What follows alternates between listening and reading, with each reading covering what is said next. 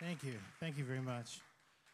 You know, sometimes after gigs, or especially when there's maybe a gathering of musicians, uh, musicians will start talking about their worst experiences. Um, I don't know. It's a macho thing, or not because women, do it too.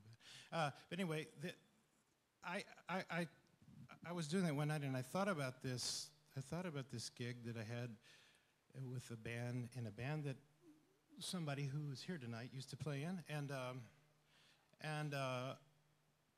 so I thought, well, I'll tell a story about this. I'll work up a big story, and tell it on stage, and then I thought,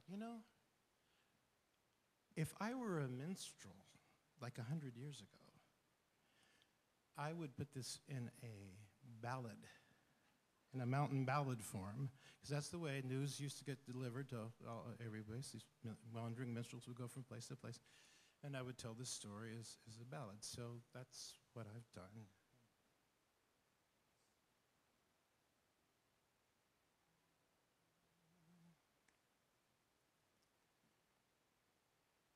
The year that I turned 25, I was playing in a band. A swinging little combo, we traveled across the land. We played at fairs and festivals, bar mitzvahs and birthdays.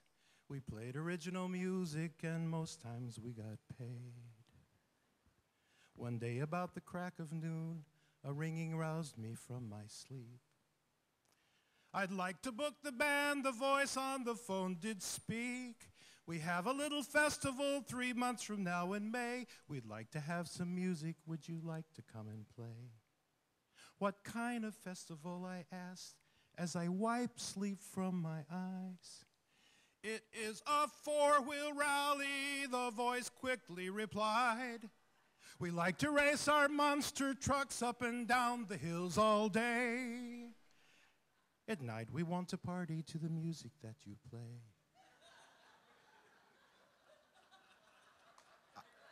I said, we're artists.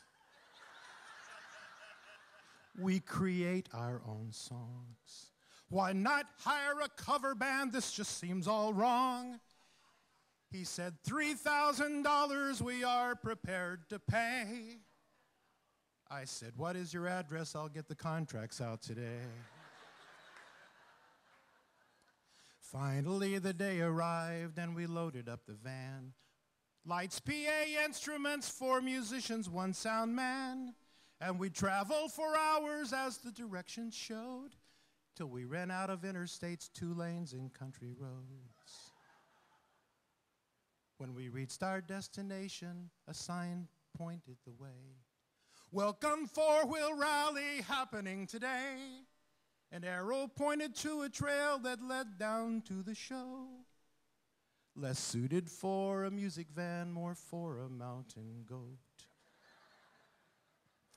At the bottom of a holler, in a sea of mud, there like Noah's Ark seemed to float a stage made out of wood. For it had been raining 3 days and it did flood. We looked at each other and said, this can't be good. But we set up our equipment, all except for Steve. He was our lead guitar player, and he did moan and grieve.